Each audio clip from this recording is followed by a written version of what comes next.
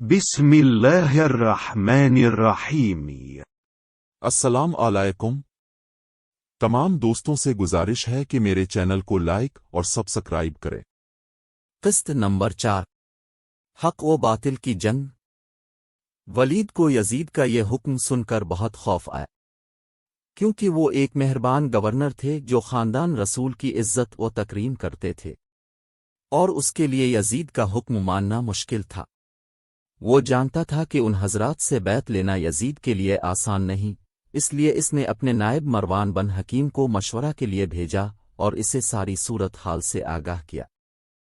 کیونکہ مروان سخت مزاج اور سخت دل شخص تھا، اس نے کہا کہ ان تینوں کو ایک ہی وقت میں بلاؤ اور ان سے بیعت کرنے کو کہو۔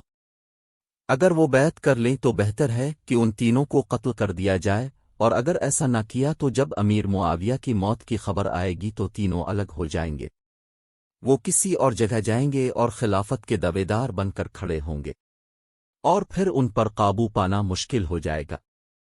تاہم ابن عمر لڑائی کو پسند نہیں کرتے، وہ خلافت کا مطالبہ بھی نہیں کر رہے سوائے اس کے کہ خلافت خود بخود ان کو مل جائے۔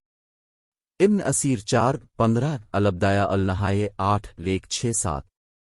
مروان بن حکیم وہ شخص ہے کہ جب وہ پیدا ہوا اور رسول اللہ صلی اللہ علیہ وسلم کی خدمت میں تکنیک نرم چیز چبا کر کھلانے کے لیے لایا گیا تو حضور صلی اللہ علیہ وسلم نے فرمایا، اب صلی اللہ علیہ وسلم نے فرمایا، یہ گرگٹ کا بیٹا ہے۔ اور بخاری، نسائی، ابن ابی حاتم نے اپنی تفسیر میں نقل کیا ہے کہ حضرت عائشہ صدیقہ نے فرمایا، رسول اللہ صلی اللہ علیہ وسلم نے مروان کے والد حکیم پر لعنت فرمائی، جبکہ مروان کو سلم پدر کہا جاتا ہے، یعنی غیر پیدا ہونے والے بچے کا نطفہ باپ میں موجود تھا اور وہ بچے کے وجود میں پیدا ہوا، ماں کا پیٹ۔ وہ مروان کے اس کو اور اس کے والد کو رسول اللہ صلی اللہ علیہ وسلم نے گرگٹ مارا تھا، اور جس کے والد کو حضور صلی اللہ علیہ وسلم نے نہ صرف بد دعا دی تھی بلکہ اس کے والد کو شہر سے جلاوطن کر کے طائف میں رہنے کا حکم دیا تھا۔ بھلائی کی امید کیسے ہو سکتی ہے؟ ولید نے ایک قاصد بھیجا کہ حضرت امام حسین اور حضرت عبداللہ بن زبیر کو بلائیں۔ قاصد نے ان دونوں حضرات کو مسجد نبوی میں بیٹھے پایا۔ قاصد ایسے وقت میں انہیں بلانے آیا جب ولید کسی سے نہیں ملا تھا۔ قاصد نے کہا کہ دونوں حضرات کو امیر نے بلایا تھا۔ اس نے کہا کہ چلو ہم ابھی آ رہے ہیں۔ پھر حضرت ابن زبر نے حضرت امام حسین سے کہا کہ اب کا کیا خیال ہے؟ امیر نے ہمیں ایسے وقت کیوں بلایا جب وہ کسی سے ملاقات تک نہیں کرتے؟ حضرت امام حسین نے فرمایا کہ میرا خیال ہے کہ حضرت امیر معاویہ کا انتقال ہو گیا ہے، اور ہمیں اس لیے بلایا گیا ہے کہ ان کی وفات کی خبر پھیلنے سے پہلے ہم سے یزید کی بیعت لے لی جائے۔ اس پر حضرت ابن زبیر نے فرمایا کہ میرا بھی یہی خیال ہے۔ پھر اس نے حضرت امام حسین سے پوچھا کہ تمہارا کیا ارادہ ہے؟ حضرت امام حسین نے فرمایا کہ میں اس وقت اپنے جوانوں کو لے کر جا رہا ہوں، کیونکہ انکار کی صورت میں معاملہ نازک ہو سکتا ہے۔ حضرت امام حسین اپنے حفاظتی سامان کے ساتھ ولید تشریف لائے۔ اس نے اپنے ساتھیوں سے کہا کہ میں اندر جا رہا ہوں، اگر میں تمہیں بلاؤں اور تمہیں لگتا ہے کہ میری آواز بلند ہو رہی ہے تو فوراً اندر آ جاؤ، اور جب تک میں باہر نہ آؤں یہاں سے مت جانا۔ آپ اندر تشریف لے گئے اور سلام پھیر کر بیٹھ گئے۔ اس وقت مروان بھی ولید کے ساتھ موجود تھا۔ ولید نے انہیں حضرت امیر معاویہ کی وفات کی خبر دی اور یزید کی بیعت کی درخواست کی۔ تعزیت کے بعد فرمایا کہ مجھ جیسا آدمی اس طرح چھپ کر بیعت نہیں کر سکتا، اور نہ میرے لیے اس طرح چھپ کر بیعت کرنا مناسب ہے۔ اگر تم باہر جا کر تمام لوگوں سے بیعت مانگو تو مجھ سے کہو کہ میں ان سے بیعت کروں۔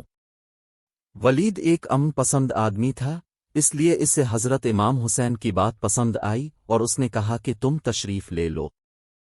لیکن مروان نے ولید سے کہا کہ اگر تم نے ان کو اس وقت جانے دیا اور بیعت نہ کی تو تم ان پر کبھی قابو نہیں رکھ سکو گے، انہیں قید کرو۔ اگر وہ بیعت کریں تو ٹھیک ہے، دوسری صورت میں ان کا سر قلم کرے۔ یہ سن کر حضرت امام حسین اٹھے اور فرمایا، ابن الزرقہ، تو کیا تم مجھے قتل کرو گے یا ایسا کرو گے؟ خدا کی قسم تم جھوٹے اور کمینے ہو۔ اس کے جانے کے بعد مروان نے ولید سے کہا، تم نے میرے قتل کے مشورے پر عمل نہیں کیا، اب تم انہیں دوبارہ کبھی قابو میں نہیں رکھ سکوگے۔ ولید نے کہا مجھے تم پر افسوس ہے کہ تم مجھے ایسی نصیحتیں کر رہے ہو جس سے میرا دین تباہ ہو جائے۔ کیا میں رسول اللہ صلی اللہ علیہ وسلم کے نواسوں کو صرف اس لیے قتل کر دیتا کہ انہوں نے یزید کی بیعت نہیں کی؟ اللہ تعالی مجھے دنیا کی ساری دولت مل جائے تب بھی میں ان کے خون سے اپنے ہاتھ نہیں رنگ سکتا۔ یہ سن کر مروان نے کہا کہ تم ٹھیک کہتے ہو۔ ابن اسیر 4:15 اور 16 سیکنڈ۔ حضرت امام حسین اچھی طرح جانتے تھے کہ ان کے انکار کی وجہ سے یزید زیرو کا دشمن اور خون کا پیاسا ہو جائے گا، لیکن آپ کی غیرت، تقوی اور پرہیزگاری نے آپ کو اس بات کی اجازت نہیں دی کہ آپ اپنی جان بچانے کے لیے ناالف ہلوں کے ہاتھ پر بیعت کریں اور آپ صلی اللہ علیہ وسلم کے نواسے ہونے اور مسلمانوں کی تباہی کی پرواہ نہ کریں۔ اگر آپ یزید کی بیعت کرتے تو وہ آپ کی بہت تعریف کرتا، وہ اسے سربلند کر دیتا اور دنیا کی ان گنت دولت کو اس کے قدموں میں ڈھیر کر دیتا، لیکن یزید کی بدعمالیوں کو درست ثابت کرنے کے لیے اس کی بیعت دستاویز بن جاتی اور نظام اسلام درہم برہم ہو جاتا، اور دین میں ایسی خرابیاں پیدا ہو جاتی کہ ان کو دور کرنا نہ صرف مشکل بلکہ ناممکن ہوتا۔ تاہم وہ یزید کی بیعت کرنے کے لیے تیار نہیں تھا۔ شام کو ولید نے پھر ایک آدمی کو حضرت امام حسین کے پاس بھیجا۔ اس نے کہا کہ میں وقت پر نہیں آ سکتا، صبح ہونے دو پھر دیکھتے ہیں کیا ہوتا ہے۔ ولید نے یہ بات مان لی